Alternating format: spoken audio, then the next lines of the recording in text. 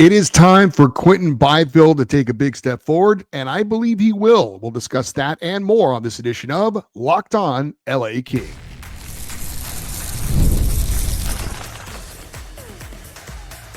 You are Locked On Kings, your daily podcast on the Los Angeles Kings, part of the Locked On Podcast Network, your team every day. Hey, Kings fans, welcome to Locked On LA Kings, part of the Locked On Podcast Network, your team every day. Thanks for making Locked On LA Kings your first listen every day. We are free and available wherever you get your podcasts and on YouTube. I'm Eddie Garcia, your host of Locked On LA Kings. I've worked in sports media for the past 30 years. Also one of the co-hosts of Locked On NHL Game Night, a nightly podcast and YouTube show that wraps up the night in the NHL, and a passionate LA Kings fan for over 30 years. On today's show, we're going to take a look at another potential free agent possibility for the LA Kings and how Brock Boeser could be a better option than Mitch Marner. Plus, Ken Holland speaks about re-signing Vladislav Gavrikov, but we're going to start with another Kings player in the spotlight and talk about a player that may have the biggest spotlight on him of all the players come next season. That is Kings forward Quinton Byfield. He'll turn 23 by the start of next season. It'll be his third full season in the NHL, and I believe it's his time. It's his time to be one of the best players on the team. It's his time to assume more of a leadership role. It's his time to emerge as a true star player on the rise in the NHL. Now, he is expected to be the team's number one center in terms of ice time next season, and it could well be a passing of the torch next season. Future Hall of Famer Anze Kopitar going into the final season of his contract. I would not be surprised if this is Kopi's last season as captain of the LA Kings. And I think there could be a real kind of passing of the torch to hopefully the next great player for the LA Kings in Quinton Byfield. Now, you probably know, number 2 overall pick in 2020.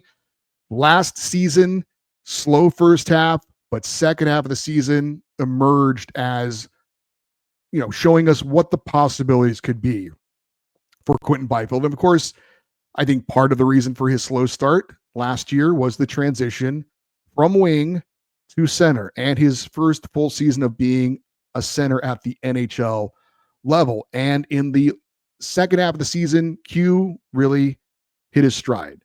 He had 14 of his 23 goals and 33 of his 54 points over the final 37 games of last season. In March and April, he had 12 goals and 20 points in 24 games. Now, a small sample size to be sure, but over that span of games, he was as good as any player in the entire NHL. At 6'5", 225 pounds, he has the reach and the size to be a difficult player to play against and a difficult player to play defense against you. He's got the speed. He's got the skating ability. He's got the hustle and the motor. And with that unique size, combined with those skills, it makes him a very unique player and the potential to be a very special player. Now, if he can play anywhere close to a full season, to what we saw in the second half of last season, he will be a major weapon for the LA Kings. And I believe now is his time. Now, a lot of people, including me, over the years of me doing this show, have preached patience when it comes to Quinton Byfield. We've talked about he's young, give him time, he's learning the NHL game. Well, he's now 260 games into his NHL career. He's had a full season of playing center at the NHL level. And again, he showed us at the end of last season what he is capable of doing. I believe it is now realistic to expect Quinton Byfield next season to be a difference maker for the LA Kings. Now, if you are a longtime everydayer, you may remember a couple years ago, we had an interview with one of the hosts of Locked On NHL Prospects. His name is Heidi Kalakesh. He's an NHL draft analyst, works for a couple of different places, and hopefully we'll have him on sometime next month when we get closer to the NHL draft to talk about the possible players that are available for the LA Kings. He said on this show, quote, "In 3 years, Quinton Byfield will be the best player on the LA Kings," end quote. And he said that when a lot of people were openly questioning if Quinton Byfield was a draft bust. And he said it very confidently, and it always stuck with me. It actually gave me a little bit of confidence that this is a guy who probably knows what he's talking about more than me. And this coming season will be the third year for Quinton Byfield. Now, I don't know if Q is going to be the best player on the team. I think Adrian Kempe will certainly have something to say about that. Maybe Darcy Kemper, maybe somebody else. But I think Q will put himself in the discussion. And we've seen glimpses of it. A one-handed goal against Seattle, overtime game winner against the Oilers, skating through the Blue Jackets team, including star defenseman Zach Werenski for a highlight reel goal, amongst other plays. The talent is there. The size is there. The skill is there. The speed is there. What hasn't been there yet is the consistency. And that is what separates star players from just good players. And Q will have to show that he can be that type of player more often than not. Not every player has that on every night, but more often than not, if he can show that kind of ability, we're talking about a player who can be a real difference maker for the LA Kings. And again, I think it's his time. I think it is reasonable for everyone to now expect that from Quinton Byfield. New Kings GM Ken Holland was on a podcast on Tuesday. We're going to get more into some of what he said later on in the show, but he was asked about Quinton Byfield, and I really am in line with what he had to say about Q. And here's the quote from Ken Holland.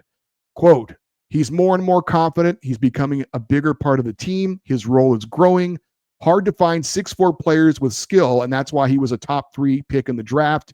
When you're drafted at 18 years old, you want to get those players to 23 because that's when they start becoming important pieces of your team. Byfield is just becoming that age, took a big step this year and becoming a real important part of the team. He's going to get more minutes, harder minutes, tougher minutes, and you've got to grow into that. He's just coming into that age where they start to take another step. So I have big hopes and plans for him to be a real impactful player for the LA Kings." End quote. I had decided to do this show before I heard those comments from Ken Holland, and I'm kind of glad to see that he and I are on the same page with this. Now, this past season, overall, a solid one when you take it in its totality for Quinton Byfield. He played 81 of 82 games. He finished with a career high in goals with 23, 54 points, one off his career high he set the previous season. That was when he was playing on the wing. So nice to know he can still have at least that kind of production moving over to a position that obviously is more demanding. He had 4 game-winning goals, and he assumed a greater role defensively for the Kings, and he was able to hold his own against some of the better forwards and better centers in the NHL. But it is that consistency, playing at that high level, pretty much game in and game out, that he will have to prove he can do. He did it over this back part of the season. Now he needs to do it for the full season, hopefully hit the ground running come next year. He said, Quinton Byfield, in his exit interview, quote, "The inconsistency is something I need to fix. I need to be better throughout the whole season. I felt like I got my game to where I wanted to be by the end of the year. I want to keep building on how I ended." End quote. That's the perfect attitude that he needs to have. Now, in the playoffs, he had 3 goals in 6 playoff games, so the production was still there when the games got bigger, which I think is certainly encouraging. But there was the one play in the playoffs that a lot of people will remember when it comes to Quinton Byfield, something he admitted he's going to be thinking about in the offseason and something he's going to need to use to motivate him to be a better player next year. Of course, we're talking about not clearing the puck out of the zone, not shooting at an empty net when he had time and space to do either of those things. Didn't do either one, turned it over, and the Oilers scored the game-tying goal in the final seconds of Game 4 and then ended up winning it in overtime. Byfield said in his exit interview, quote, "That's a tough one to swallow and something that could have been a what if that I have to deal with. I play for the boys, and that moment felt like I let them down. I'll be thinking about that all summer. If I make that play, we're up 3-1, end quote. Now, at the time, I didn't even mention it when we talked about the game recap because I was so angry at the time that the Kings were even in that position. I felt they should never even have been in that position where one play late costs you the game. So for me, that was kind of my focus. But the fact is, Quinton Byfield needed to make a play in that moment. He wasn't able to do so. Now he has to turn that disappointment, embarrassment into fuel for this season. He needs to work harder, to get stronger, to be ready for when he gets in that moment again, he makes the right play. What's done is done.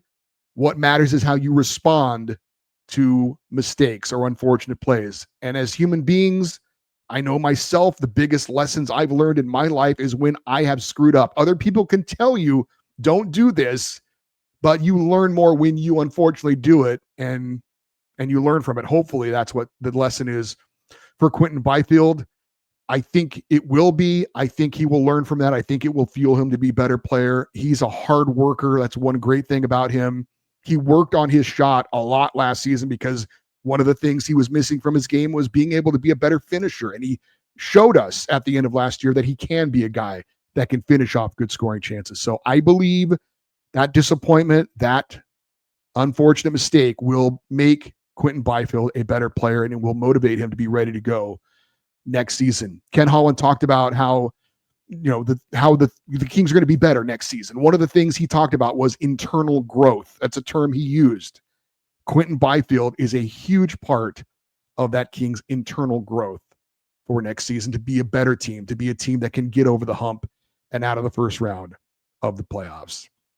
Mitch Marner is the most talented player available in free agency coming up, but I'll tell you why Brock Boeser could be a better fit for the LA Kings. That's next on Locked On LA Kings, your team every day. Looking for a snack that is both delicious and nutritious? Crack into a good source of protein with Wonderful Pistachios. Wonderful Pistachios is one of the highest protein nuts. Each 1 ounce serving has 6 grams of protein, giving you over 10% of your daily value. Plus, they're packed with fiber and better for you unsaturated fats that can help you keep feeling fuller longer. It's the perfect grab-and-go snack for busy days, whether you're snacking at your desk or on a road trip or just need a quick protein boost. And if you love cracking open every shell, that satisfying crunch, the in-shell options are a classic favorite. Wonderful Pistachios is a complete protein, providing all 9 essential amino acids. Whether you're running between meetings or dropping off the kids, Wonderful Pistachios are the snack that works as hard as you do. Get snacking and get cracking with the snack that packs a protein punch. Visit wonderfulpistachios.com to learn more. We are 42 days away from the start of the NHL free agency period, and one of the areas the Kings are looking to upgrade from last season is a top 6 forward spot, particularly something we talked about a lot last season as a need, especially going up to the trade deadline, a right winger who's a right-handed shot who can help the offense and on the power play. We talked about the possibilities of the Kings going after the biggest name expected to be available in free agency, Maple Leafs winger Mitch Marner, on our last show. And while Marner is the top player expected to be available from a pure talent standpoint, is he the right fit for LA? Now, Kings GM Ken Holland has talked about tweaks. Marner feels like a big swing and a big splash. I wouldn't consider him a tweak. Now, it doesn't mean that Ken Holland won't go after him and try and make a big splash, but that's not the tone we got. That's not the message we were told from his introductory press conference. And I think he was being sincere about that, but we'll see. Brock Boeser, I think, probably is more of in the tweak kind of range. And maybe I'm selling him a bit short. Maybe he's a bit better than that. But why would Brock Boeser be a better fit for the LA Kings over Mitch Marner? Well, number one is cost.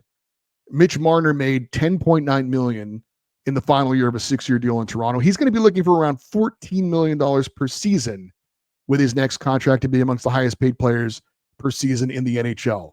Brock Boeser made $6.6 million last season. That was the last year of a 3-year contract. And you'll be able to sign him probably for around $8 or $9 million per season.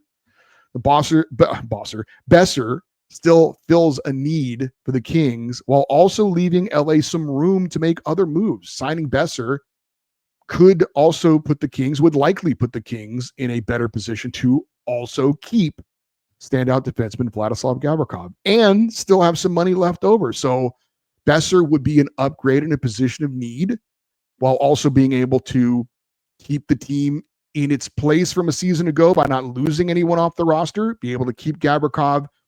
And that might not be the case if the Kings were to go out and get Mitch Marner. Again, Marner could be certainly an addition, but it may also come at the cost of a subtraction.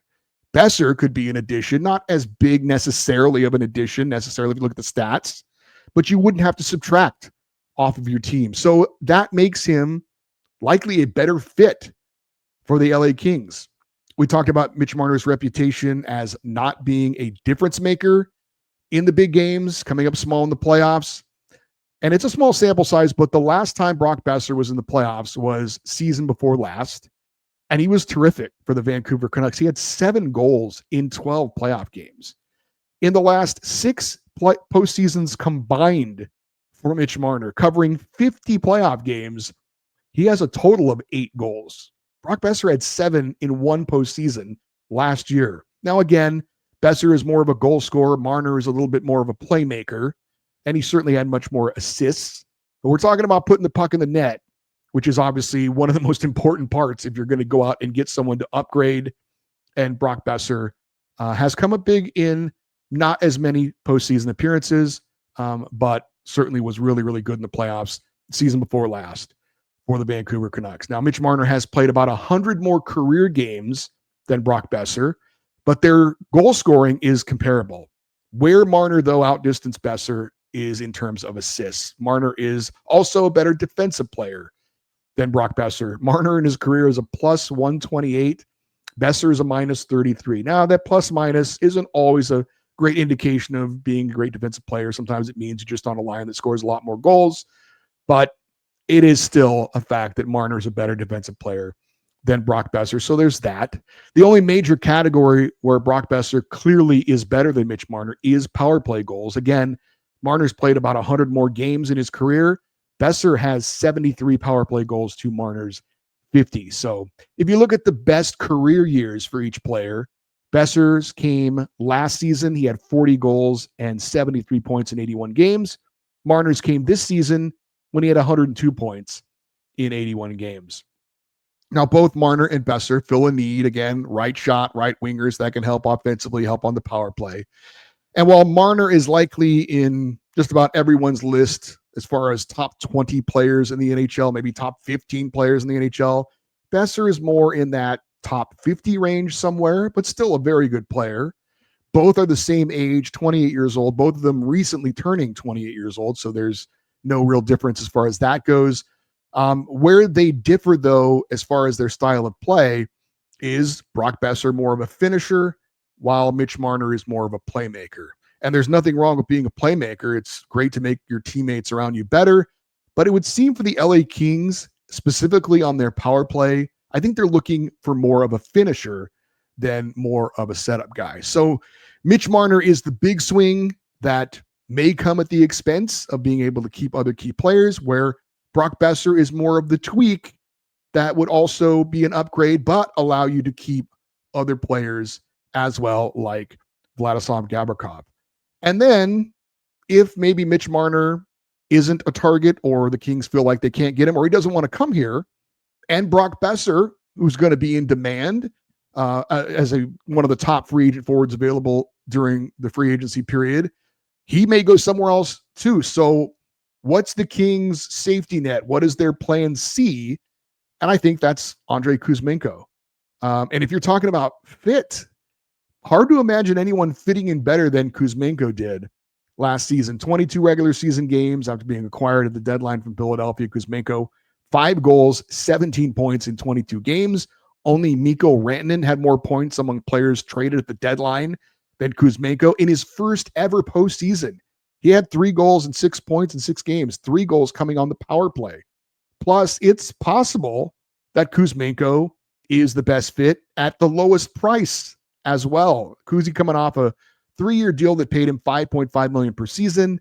My guess is that while he may have increased his value with the performance that he had when he came over at the deadline, I still think he's probably looking at a similar type deal, a 3-year deal worth around $5-6 million a year. The one red flag about Kuzmenko, he's been traded 3 times and has been on 4 different teams in 3 years. So there's a reason for that in one respect, but also maybe this is a guy that just needs to find a home. Maybe him getting some solid footing and not worried where his next, check is going to be coming from. Maybe some stability is kind of the thing that Kuzmenko needs to kind of find his spot in the NHL. I think in the end, the Kings will re-sign Vladislav Gavrikov. I think they will take a look at Brock Boeser as being someone who could upgrade the forward position, but they will be okay settling for Andrei Kuzmenko if it comes to that. And who knows, that might turn out to be the best move when it's all said and done. Kings GM Ken Holland talks about resigning Vladislav Gavrikov and more. That's next on Locked On LA Kings, your team every day. The NBA playoffs are in full swing, and every night delivers highlight-worthy performances, major momentum shifts, and can't-miss moments. Whether it's a game-winning shot or a breakout player, there has never been a better time to get in on the action. FanDuel makes it easy to stay in the game before tip-off and during the live action with player props, performance trends, and same-game parlays. Fans will have more ways than ever to play smart and win big. Which players are showing up in the biggest moments, and how could tracking their trends help you build your next big bet? What would it look like to combine live prop bets mid-game based on how the action unfolds? If you've got a read on who's heating up, why not back it up with a same-game parlay? Could a $200 bonus bet add to the excitement if your first $5 bet hits? That's a rhetorical question. Visit FanDuel. It is the perfect time to sign up. Head to FanDuel.com, place your first $5 bet. If it wins, you'll get $200 in bonus bets. Make every moment more with FanDuel, official sports betting partner of the NBA. We do have some Kings news and notes to pass along, and I wanted to give a shout out to Andrew Knoll of the LA Daily News, who covers the LA Kings. He posted on social media about Kings new GM Ken Holland appearing on the Sick podcast, SICK, with Pierre Maguire and Jimmy Murphy. I am not familiar with that podcast, but I did go check it out at Andrew Knoll's suggestion, not specifically to me, but he was putting it out there for any Kings fans who might want to listen to it. And if you want to check it out, certainly check out the Sick podcast from earlier on Tuesday. Ken Holland, again, was a guest on there, and he had a couple of things that he said that I wanted to share with you. If you don't want to go back and listen to it, you can just listen to me tell you about it. But Holland was specifically asked about re-signing Vladislav Gavrikov and Andrei Kuzmenko. Holland said, quote, "I talked to both agents this week. It's all phone, talking to GMs and agents. I'll have a lot of conversations this week. Next week, we have our amateur scout meetings and have more talk to see what we can do over the next few weeks," end quote. So nothing too revealing there. Exactly what you would expect, a new general manager reaching out to Gavrikov's and Kuzmenko's agent, just a courtesy kind of check-in to let you know, hey, I'm going to be who you'll be dealing with going forward as far as contract negotiations with those two guys. So just, the first steps in, how this is going to play out with two of the bigger unrestricted free agents for the LA Kings and Vladislav Gavrikov and Andrei Kuzmenko. Holland also talked about taking over a new team and what his immediate kind of on the job looks like. He said, quote, "From a timing standpoint, I understand the time frame of the things that need to happen. You really rebuild your team from whenever your season is over until the middle of July. And then the last 6 weeks, there might be some players out there, but for the most part, that's your window, the next 6 weeks." He says the draft, trades at the draft, free agency, you have your player development camp, and the next 6 weeks are going to be critical, end quote. So Ken Holland talking about the next 6 weeks for the LA Kings will be the critical weeks to decide how they're going to build their team for next season. And I think part of what he said is kind of the downside of not hiring from within. There are pluses and minuses when you hire a new GM. I had said I would like to see them bring somebody from the outside, new ideas, new things. But there's also a lot of time he has to expend, getting to know people, just having conversations with people. When you have somebody who's already in the building, who knows everyone and knows the players and has watched all the games, there's no getting to know you, period. But with a new GM, there has to be that. Obviously, have conversations, get to know people, get their thoughts on where the team has been, where you think they need to go, all that kind of stuff. So that's all a big part of what Ken Holland is doing over the next couple of weeks. One more note that he said in the interview that I thought was worthy of passing along. He was asked, was Ken Holland specifically, if Kings assistant coach DJ Smith has interviewed for the vacant Pittsburgh Penguins job. Holland said that he was not contacted by the Penguins, but he also said that he would never stand in the way of anybody in the organization getting a better job. So translation was basically they like DJ Smith. They're not looking to make a change, but if he gets a head coaching job, then they would encourage him to take that. And I think everybody can certainly understand that. Did want to do our pretty much daily check-in on the four players in the Kings organization that are participating over in the World Championships in Sweden and Denmark. Kevin Fiala continues to have a fine tournament, as does his native country, Switzerland. They beat Kazakhstan 4-1 on Tuesday. They're now 6-0-1 in the tournament. Fiala had a goal and an assist in that win. He now has 2 goals, 5 assists, 7 points in 6 games in the tournament. He joined in progress, did miss the first game of the tournament. Philip Deneau, no points for Canada in their 5-3 win over Sweden. Deneau has no goals. He has 2 assists, 2 points in 7 games in the tournament. Canada is 6-0-1 so far in the event. Ontario Reign forward Martin Kromiak went without a point in Slovakia's loss to Finland, 2-1 loss to Finland. He does have 1 goal, 1 point in 7 games in the tournament. Slovakia 2-4-1 in that event. And Kings goalie prospect Hampton Slukinski still did not dress as the number 3 goalie for Team USA. USA beating Czechia 5-2. United States now 6-1 in the event. Certainly looks like Switzerland, Canada, and the US will all be advancing into the medal round just based on their records if they haven't done so already. Probably not going to happen for Slovakia. And it's all fun and games until someone gets hurt, as my dad used to say when we were horsing around as kids. I did see today that the New York Islanders star player Bo Horvat got hurt playing in the World Championships. He's returning to New York to be examined by team doctors.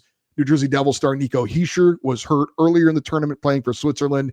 He left the tournament, but they're saying he's going to be okay. So, as always, fingers crossed for Kevin Fiala and Philip Deneau that they will make it through this tournament, not suffering any kind of an injury. I did want to pass this along coming up. I'm excited about this. Hopefully it happens for a future show.